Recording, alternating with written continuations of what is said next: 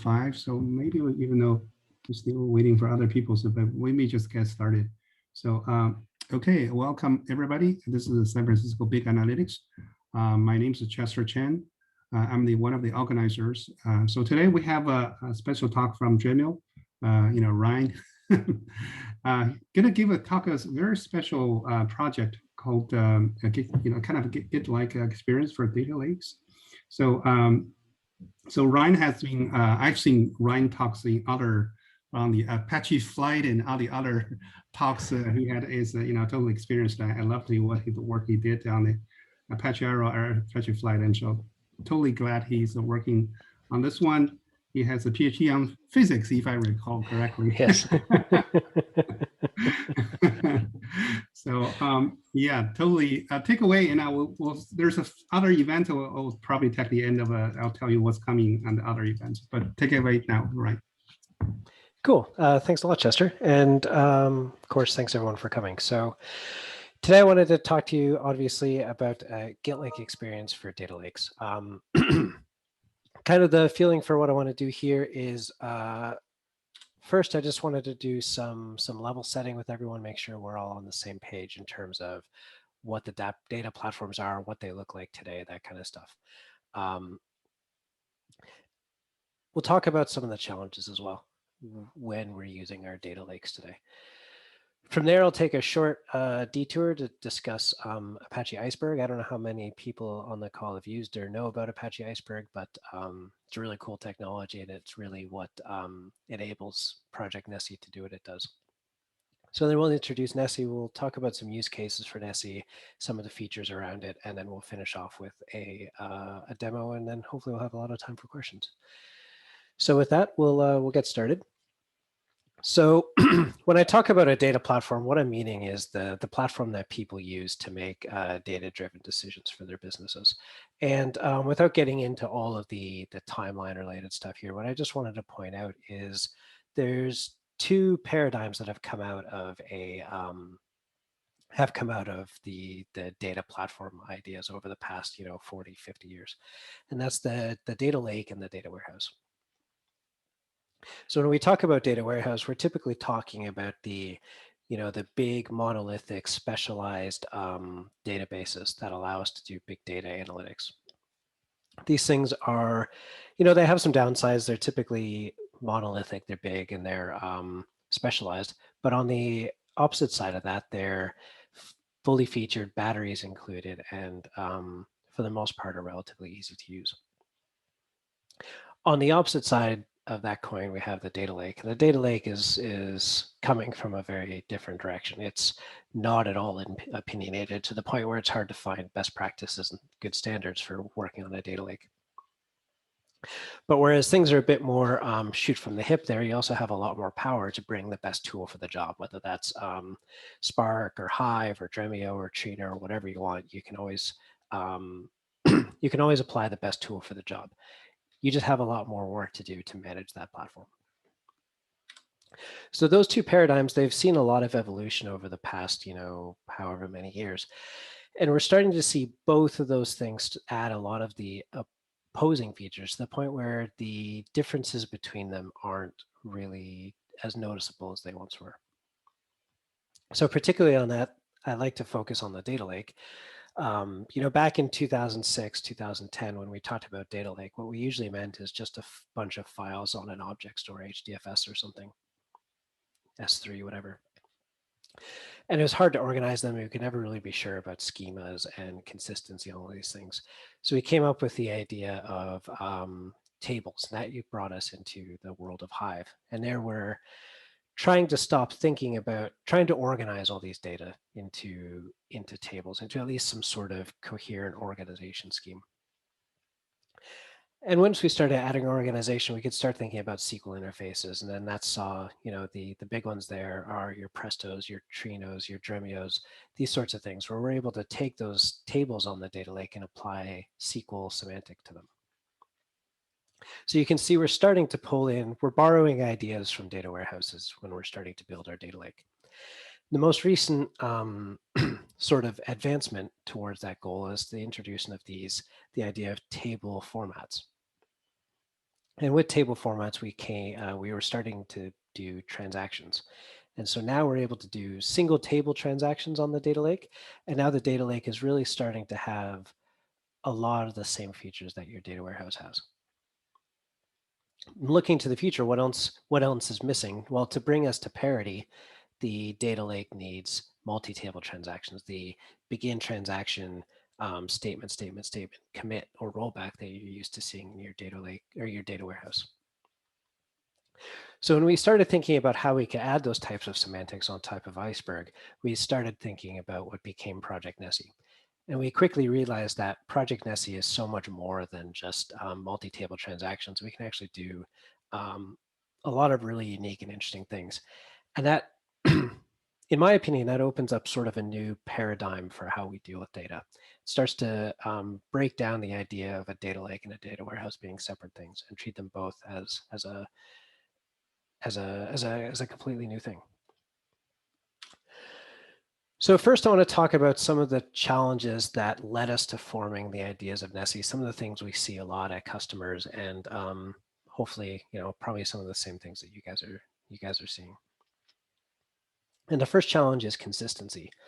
And the idea behind consistency is how do we coordinate multiple ETL jobs, possibly separated in space from different data warehouses or different regions, different data centers, different continents, whatever. So all of these things are committing to your data lake. How do you maintain consistency? How do you make sure that all these changes across all these tables are actually going to be seen at the same time?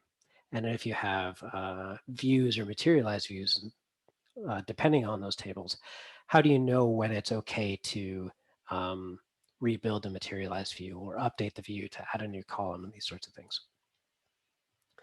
And there's a lot of different ways to do that. Everyone has their own way of doing it. The one I see most often is just having a simple view which points to your old data. And then when your new data, your ETL jobs are done and everything is okay, then you go ahead and move the pointer. And it's a bit flaky and it's a bit hand wavy and it isn't always going to be very reliable. And you never really know when you're going to be able to move that pointer and how to get it back. And that leads us to the second concept, which is verification. So if you move your pointer ahead to today's data, how do you know when you can move it? If something goes wrong, how do you know if you can move it back to yesterday's data? And what is yesterday's data? And how do you figure out what to point it back to? Or how do you even verify that today's data is good before you even move the pointer? Ideally, you'd like to move the pointer before today's data, after you've checked today's data. And the way I see most people handling this is just go ahead, move the pointer, start reading today's data. You realize it's wrong. The only recourse you have is to basically start over and rerun your entire day's worth of ETL, and then wait for everything to repopulate and rebuild. The final challenge that we see a lot is the idea of reproducibility. And at its heart, this is simply just how do I make data-driven decisions? And how do I validate those data-driven decisions after some period or recreate those decisions? And typically that means you're going to have all of the data, all the analysis, the queries, the results, machine learning models, whatever else, all those things need to be saved and stored and marked as being part of this decision. And that tends to be really hard to do. Typically, you're going to have a lot of unversioned data or data that's just too large to version in a traditional Git type of versioning way. And you're going to end up having a bunch of copies of other data sets which are stable and immutable, but then they could be accidentally cleaned up. You could lose them. And then you hope that all of your auxiliary stuff like the queries and analysis and the spreadsheets and whatnot are stored somewhere on a SharePoint or a Git or something like that. So it tends to be really hard to reproduce your past decisions in high fidelity. So those are some of the challenges that we were looking at when we were building Nessie. One of the first things we looked at solving this problem is the idea of table formats. So I wanted to take a quick little detour to explain one of the core technologies that, that Nessie is built on, and one of the really interesting things happening in the data world today. So the idea behind table formats is basically another abstraction layer on top of file formats. When you think about a file format, what you typically are going to be thinking of is Oric or Parquet, JSON, Avro, something like that. And all these file formats are designed for a particular purpose. Parquet is optimized to read data quickly, particularly columns of data quickly. Avro, it's easy to manipulate, it's easy to append, that kind of stuff. So all these table formats, or all these file formats, excuse me, were designed around the idea of how to do things with these files quickly.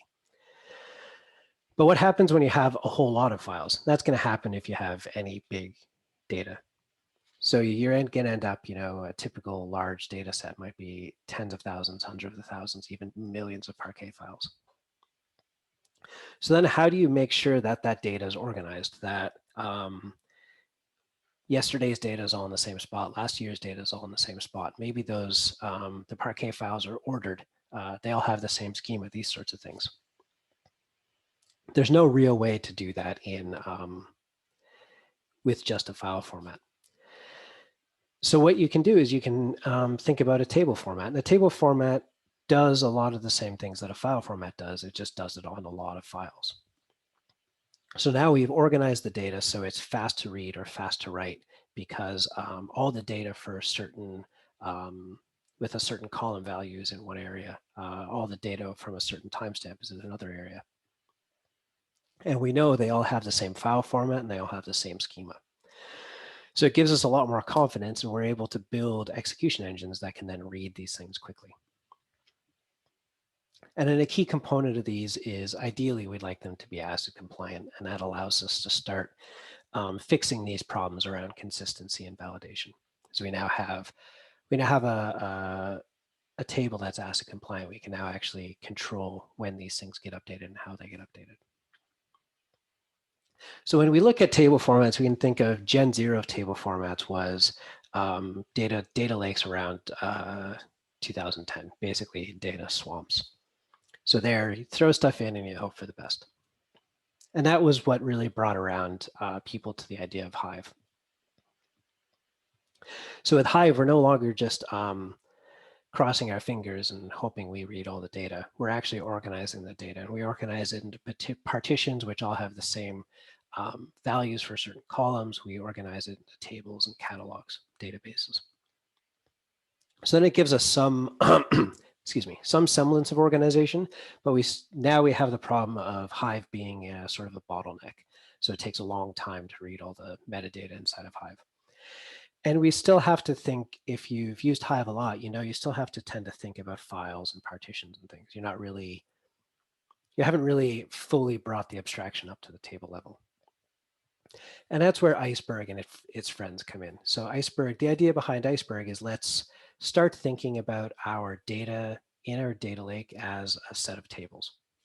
Or in this case, all the data from the same table is going to be thought of as a table rather than as a set of files in partitions or paths.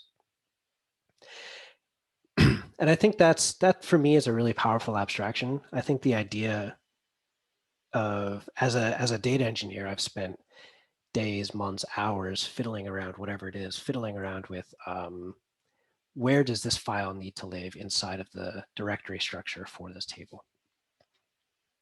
Which directory is my ETL job going to write in? That kind of stuff. So being able to start thinking about our data as a table, like we would if it was in a database. So how do we add data? Well, we insert the data. Then Iceberg is going to take care of which directories to write it in, which files it's going to write, that kind of stuff. And that has the advantage of, now that Iceberg is going to write those files, Iceberg can augment that with extra data. So you can start leveraging things like table statistics and column aliases and these sorts of things. So not only do we improve the speed of our query engines, we have a more organized table. We also really a more organized database. We also are able to stop having to think about these tables or these files and these directories. So how does Iceberg do that? The first thing it does is it doesn't store data in a centralized repository. It stores the metadata next to the data. So your schema, the list of all the files in your database are stored right in your table, are stored right next to the table data, the actual data, the data in the table. And the way it does it, this is a relatively simplified view, but in the end, an Iceberg metadata file is just going to be at its heart a list of files, and those files are going to be all the Parquet files that are part of its table, of this table. So when you come around and you use Iceberg to read list one, it's going to tell you all the files that are in that, and if you provide predicates, it'll actually tell you which of the files don't match your predicate. So instead of returning all the files in the table, it'll only return the ones you need to read. So when you go ahead and do a transaction on this table, you have this ACID compliant transactions. What you're really doing is you're telling Iceberg to write some data, and then you're telling Iceberg to write a new metadata file. So what's going to happen is you're going to end up writing this new metadata file. We'll call it list2, and it's going to have a new set of files that it's pointing to. So in this case, we've done what looks to be a merge operation where we've replaced some data and we've written some new data. So we end up with 2 new Parquet files. And we're still pointing to 2 old Parquet files. And if we come in and someone else does a transaction, same thing's going to happen. We're going to write a new metadata file, which is pointing to a new set of tables. So one of the cool things about this is we sort of get time travel table history for free. So if we want to find out what the data looked like in the past, we choose which metadata file to read. Do we read list 1 or list 2? Or do we read the front of the data, list 3? So with this, we have our atomic transactions. We don't have this bottleneck that we had with Hive, everything's stored on the data lake. And we also get this time travel per table. But as you can see in the bottom, every table is its own transaction manager. So you can't do cross-table transactions. And all these tables are going to evolve in time at their own pace in their own way. You're not able to really coordinate across these table changes. And that's really where Project Nessie comes in. So the idea behind Project Nessie is to be able to provide these cross-table transactions for your Iceberg tables or other types of data on your data lake. And to do that, it introduces this idea of Git-like operations. So taking some of the ideas we've gotten from Git and the Git evolution that's changed everything in the software development industry, take some of the key ideas there and apply it to big data and our data lakes. So that's where we get it versioned. And then we take this opportunity to really apply a lot of the new modern ways of building things. So with that, we get a new server, and the server is basically it's a thin, light, cloud native, horizontally scalable server. So again, we're trying not to fall into the same trap of Hive where we have this relatively large monolithic thing that we have to push all our metadata through. So we can scale it natively. It can really run just about anywhere. And I should mention that it's open source and it's available to be downloaded on and worked on and all that other great stuff, which we'll get to later. So as of today, we support Hive tables, Iceberg tables, Delta Lake tables, and SQL views. Iceberg tables are a real target. We really think Iceberg as a technology is a really special thing, and we really want to put a lot of time into supporting that project.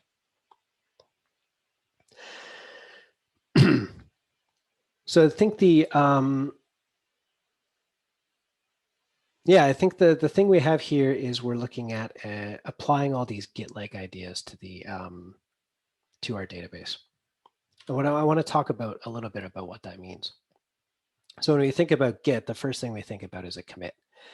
So in Nessie, just like in Git, there are commits. What is a commit in Nessie? It's basically just a transaction. So you can think of a commit as being a somewhat traditional database transaction that affects one or more tables or views.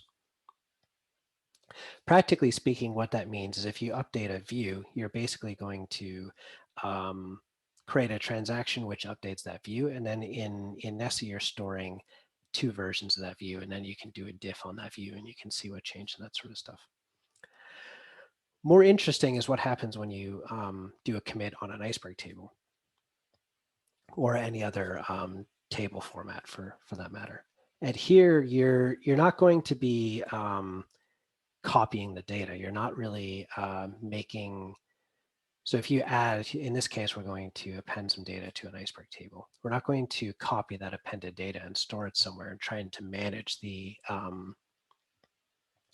challenges around file level and row level version control. What we're actually doing is we're versioning the metadata. So a Iceberg table is going to create an Iceberg transaction, which is going to write those new metadata files, as I showed earlier. And what Nessie is going to do, is basically save a copy of that metadata file. So now, it's going to save a copy. It's going to save a pointer to that metadata file. So now in Nessie, where the diff of that commit is actually just going to be in Nessie is just going to look like the difference between the two file paths for those metadata files. Which means we don't actually have to version all of our data. We don't even necessarily have to version the metadata. All we're doing is versioning a pointer to that metadata. And a lot of the other concepts when we start talking about Git, things like branches.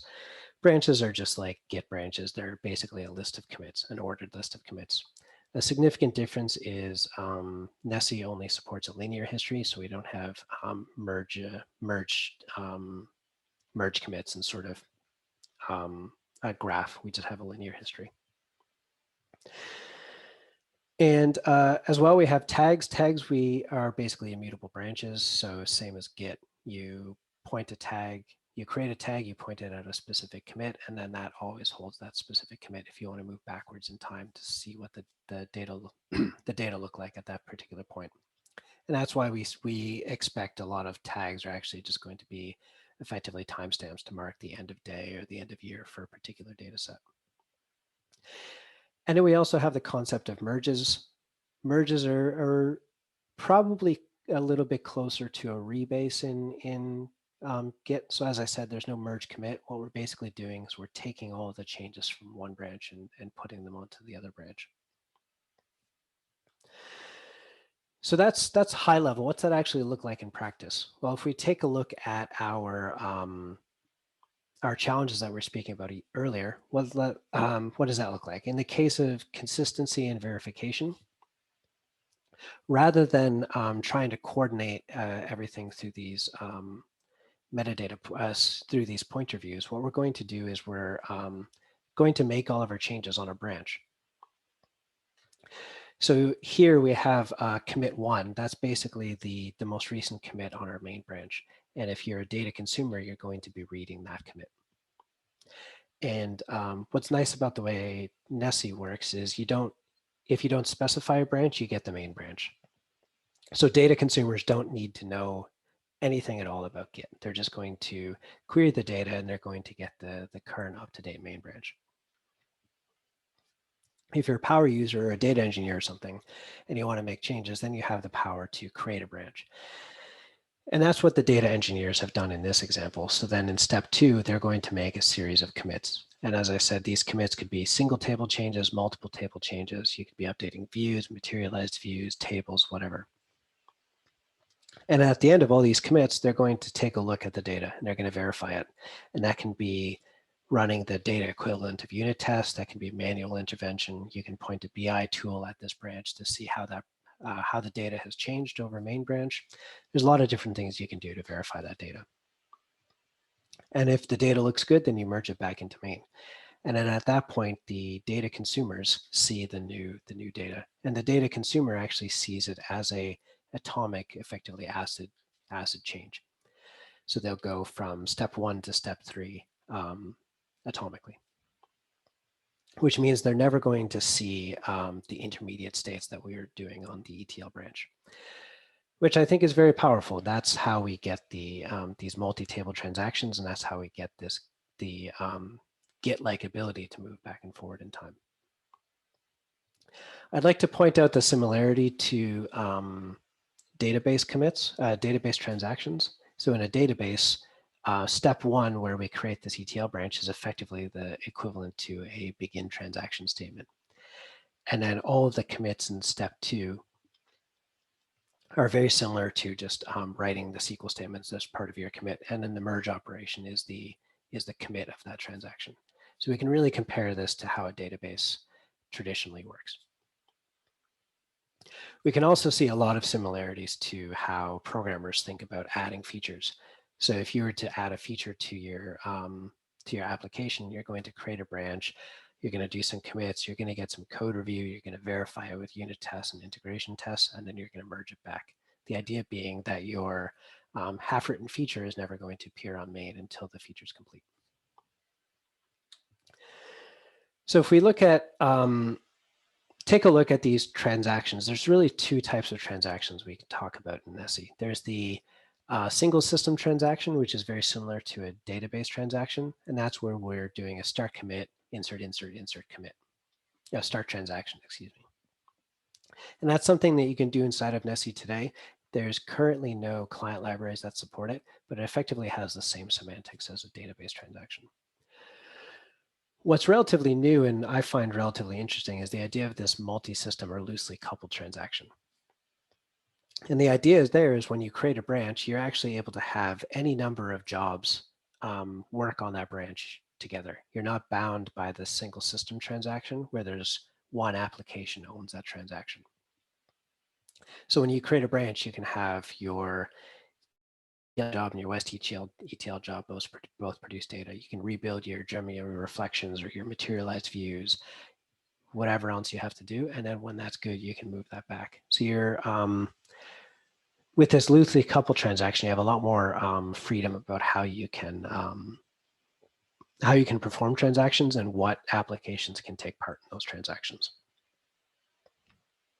Of course, with great freedom comes great responsibility, and there are caveats to having such a loose system that you can, just like in Git, it's fairly easy to get yourself in a hole. So you do have to practice self-control, I would say. So the other use case we talked about was the idea of reproducibility. Reproducibility is relatively straightforward with Nessie. It's effectively just a tag. So you have you have a machine learning model, you commit the data to the machine learning model, you've done your training run, you're going to push this training run A into production, you take a Nessie tag of the data at that point. Similarly, when you retrain the model and push the new model into production, you take a tag at that point as well. So you can always get back to exactly how your database looked like at the time that you trained that model, and you can get a full high fidelity reproduction of your decision. To verify it, to maybe tweak some parameters, maybe you want to test training run B on training run A data. So in the end, you get this idea of reproducibility, and you can do a lot more with that reproducibility, which with the rise of ML ops and stuff, these things have become really hot topics. So I'm just going to quickly move through. I wanted to get to the demo, so I'll quickly move through what this looks like in terms of an architecture diagram. So currently today, we're able to talk to Nessie through a variety of different sources. So our CLI, our Python API, the UI, Iceberg and Delta Lake via Spark, Hive Metastore, Presto and Trino. There's a pull request open, Flink works in some cases. We want to build a lot more applications into this. But at the end of the day, everyone's really just talking to this REST API. And that REST API is relatively simple. It's relatively small, open API specification. And that's what allows us to run the Nessie daemon as this distributed, horizontally scalable application. And the REST API is wrapped up in your pluggable authentication authorization. So you can control who can create branches and who can make commits and that kind of stuff. And that the real heart of it is this commit kernel or the version store. And that's where a lot of the engineering has gone into Nessie, because we want this to be able to have a really, really high commit rates. We want to be able to do on the order of 1,000 commits per second on Nessie. And to be able to do that, we have to think very hard about how performant that commit kernel is. So that commit kernel is doing a lot of stuff in interacting with the DynamoDB in this case to arbitrate these multi-table transactions to make sure we can perform these transactions at an exceptionally high rate while still maintaining our ACID compatibility. So in production, we we currently only have DynamoDB but we have pull requests open for MongoDB, RocksDB, and a JDBC-based client. And we hope to build those more, and especially depending on what the community wants to see, we can figure out ways to build more KV stores. Ideally, we'd like our KV stores to be, cloud scalable KV stores, Dynamo, Cosmo, Mongo, these sorts of things, because they have such high performance requirements. And in the corner there, we have these table services, and the table services are things like garbage collection, compaction, all the things that need to happen on your database, on your data lake, to sort of the care and feeding of your database data lake. So that's basically the current status. I won't repeat too much of this, as I think I said most of it already. The interesting thing to note here is we can deploy this currently as a Docker image or an AWS Lambda image, and that's done using the Quarkus Java framework. So if you're not familiar with that, you're able to use GraalVM to actually compile these REST APIs down into machine code, so you don't have all of the hangups that you get with Java startup times and things. And our images are exceptionally small and start up in milliseconds rather than seconds. So that's kind of fun. Other than that, we support, as I said, Python and Java-based clients, and then Iceberg and Hive and these sorts of things as well. The Java client is a little interesting as well in the fact that it's exceptionally low dependencies. So if anyone's fiddled too much with Java, some of these old Hadoop and Hive and Spark clients have exceptionally old dependencies and can be very hard to integrate with. So we've gone for a very light, very thin API to avoid some of the problems with class path integrations. So future work, we're looking at better integrations with Hive, more Hive support, better integrations with Iceberg, more features in Iceberg, better Hive support, and then a ton more integrations for Trino, Marquez, Flink, Apache Airflow, DBT, Amundsen. I mean, the list goes on and on. There's so many things so many potential targets that we think we can help with. And yeah, there's much more coming out of that. So with that, I'm going to move over to the demo. While I'm setting up, is there any questions?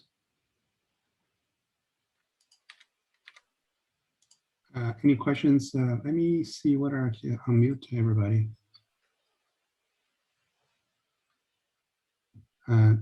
If you have questions, unmute yourself before I go to the demo, or put on chat windows.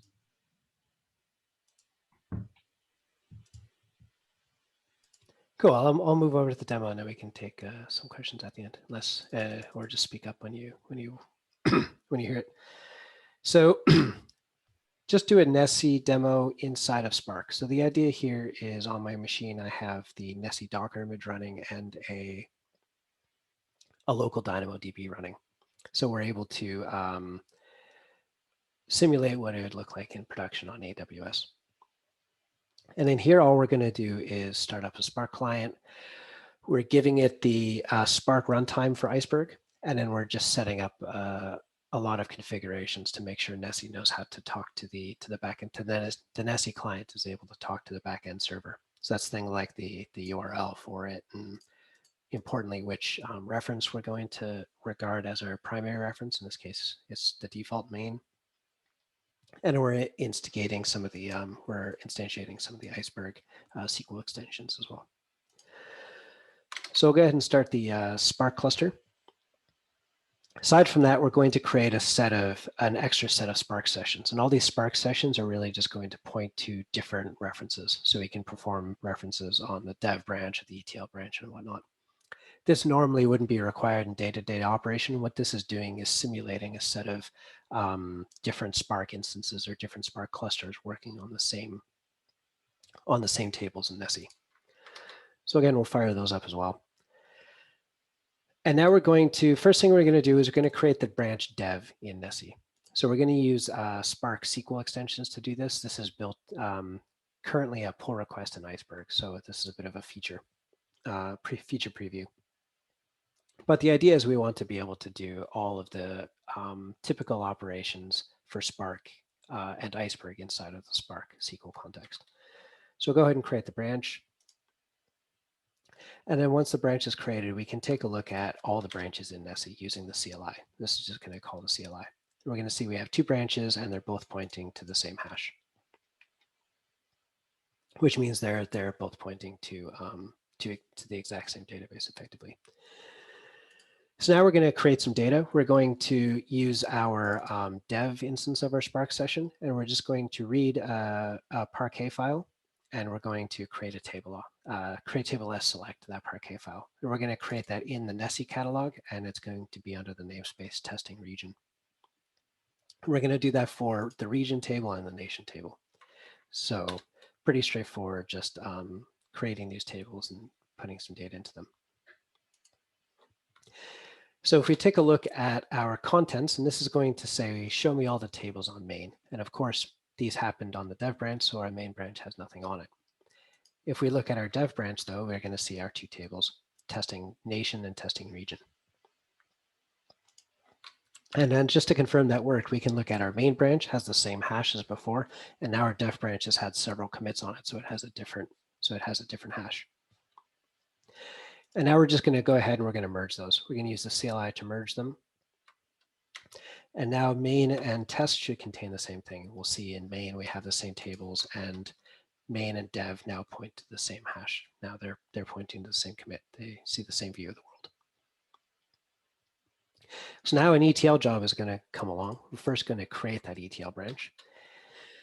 And in our ETL job, so we're using the ETL Spark context here. First thing we're going to insert into the nation table. We're going to insert these 2 rows. And that's effectively behind the scenes creating an Iceberg append action, writing a new Parquet file. And then when that transaction closes, we're just going to create a Nessie commit under the hood. So that's going to go ahead fine. We're also going to alter the region table to add a column. And finally, we're going to create a new table. We're going to create testing city. And again, this is going to use the SQL statement to create a new table using Iceberg and partitioned. And so that's it. We now should have, if we were to look at our main table, and here I'm using the PyNessie client directly rather than calling the CLI. So we'll see, again, main hasn't changed. So we have our 2 new tables that we had on main originally. And if we take a look at our ETL branch, we see the 3 tables. And these are going to be the 3 tables along with the schema change and the rows added. And then we can see, again, our ETL branch has diverged from main. They're pointing at different hashes. And then finally, we'll merge those 2. So now when we look at them, main and ETL have the same hash. They point to the same thing, and dev has fallen behind. Typically, you would go ahead and delete the dev branch here. It's not needed anymore, and it's only holding references to data that no longer is needed. So at that point, we would delete the dev branch and we'd be fine. Now we want to create an experiment branch. So we're going to go ahead and create the branch again. And now we're going to try and do some new things. And this kind of stuff, we're just seeing what works. So you can think of this as I'm having a performance problem and I want to repartition an entire table and see if that solves the performance problem. So something like that is normally a pretty invasive thing and not something you can do on production. But if you're to do that in Nessie, you're actually going to repartition the data, but it's going to point to a different set of data. So your regular production consumers aren't affected. And then if that performance works, then your experiment branch can get merged. And if not, it's no problem. We just throw out that experiment branch. So in this case, we're just going to straight up drop the table, the nations table, and we're going to append some data to the region table. And again, when we look at experiment, we see that our table's gone. If we were to query it from main, we would still see it. And then we decide we don't like that, so we can just go and throw out the experiment if we wanted to. Here, we're going to use a slightly different syntax. So here we're using our main Spark context, but we're going to say, I want to query the region table at the experiment reference, at the experiment branch. So when we go ahead and do that, we're going to see the 2 new rows that we added in our experiment branch. And in using our main Spark context, we can do that again without the addition. And again, we get the data as it lives on main. So that's a really quick whirlwind tour of how Nessie and Iceberg work with Spark. And with that, I'd like to say thanks everyone for joining. I hope it was interesting. And here's some links to get you started. And yeah, let's take some questions. Great talk. As an engineer, I'm a data engineer myself, so I can see how I can use this in my team actually. So let me unmute everybody. So hopefully, which I did. If you have any questions, please unmute yourself or put a question in the chat as well. So let me see how to unmute everybody.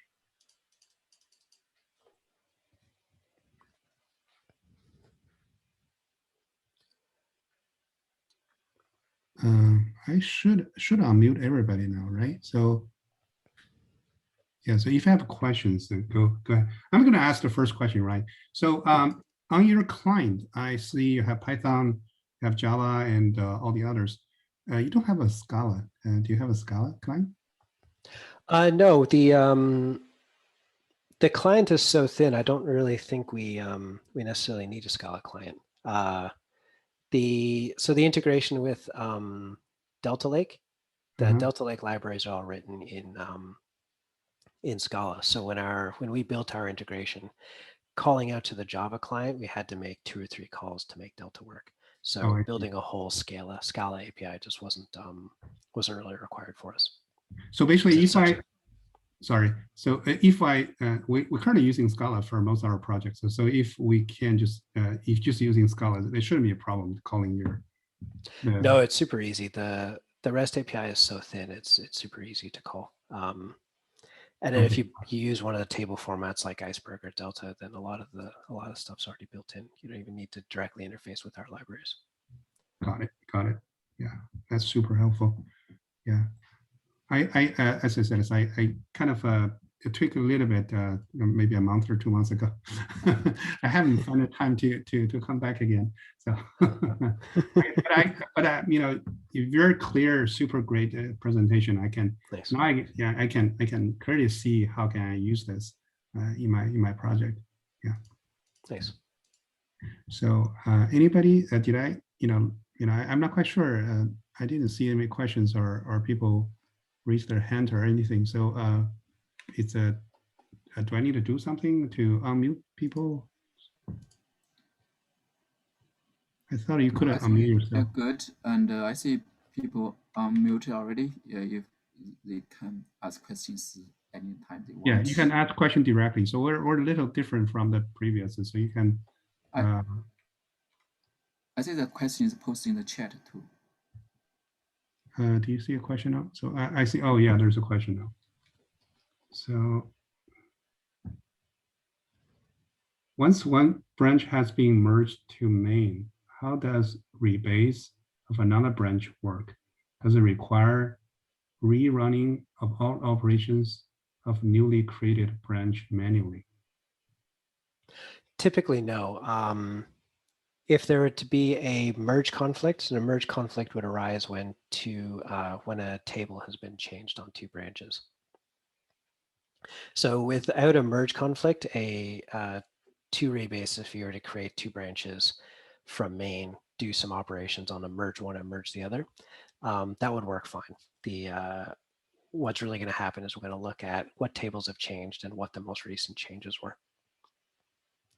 If a table has simultaneously changed on both branches, then it's likely that you will have to drop down to the underlying table format and re-perform those actions in Iceberg or Delta or something.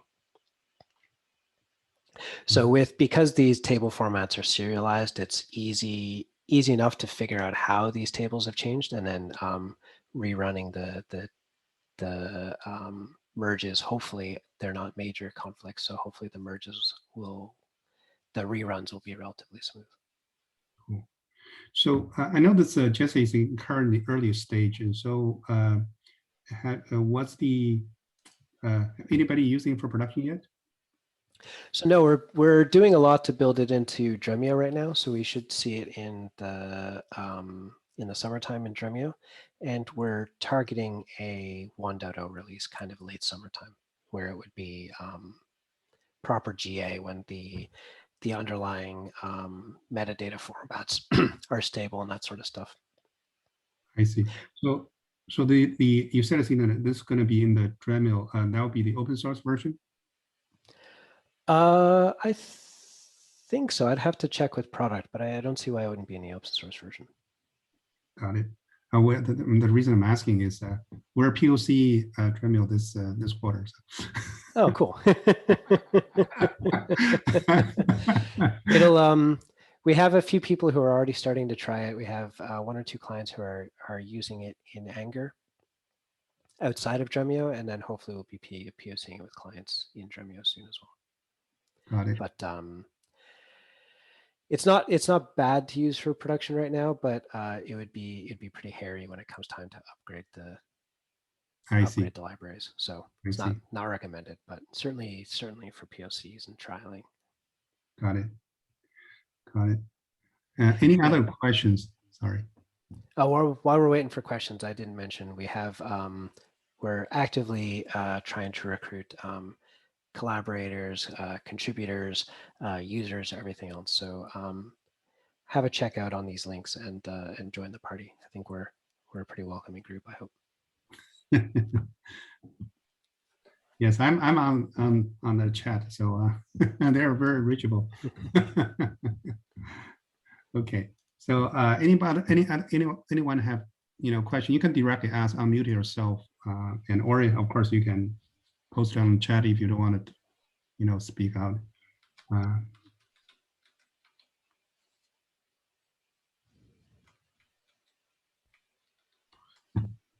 Okay, if no more questions, that's thanks Ryan again. This is a great talk. I'm gonna share the video once the Bill gave to me the recording, and that will be posted on the Meetup page. On the of course, in the YouTube channels will be posted on the page. So cool. Thank you. Thanks for having us, and I really enjoyed it. Thanks a lot. Thank you so much. Yeah. So sorry, somebody just posted questions. How long before Trino? I'm not quite sure this. I understand the question. Somebody named DA. How long before Trino? So there's a PR up on the Trino GitHub, which would support Nessie with Iceberg in Trino. And I haven't seen any action on that PR in a few weeks at least. So we're going to keep on trying to push that, but it's something that the Trino guys have to get on board with. So okay, we're working with them to get that merged. Okay, thanks for the question. Yeah, thanks for the answer. We're going to have a few meetups come along. So the next one actually later this month is on the Apache Druid. The CTO going to give a talk on the talk about how Druid engine. And the next month we have another talk, and we're trying to schedule right now is called on the Apache Arrow project. Is the Ballister and the group gonna give a talk on the new projects, and they will just get donated to Apache Arrow projects. And then also another machine learning talk on how to using deep learning to extract the handwriting stuff. So so there's a look around. So it could be announced pretty soon. Thank you. And also last one, I also want to thank you, Bill. Bill is from the AI Camp that host help to provide a Zoom to host this meetup. And so yeah, thank you, Bill. Thank you everyone to attending. So we'll see you next time. Okay, bye-bye.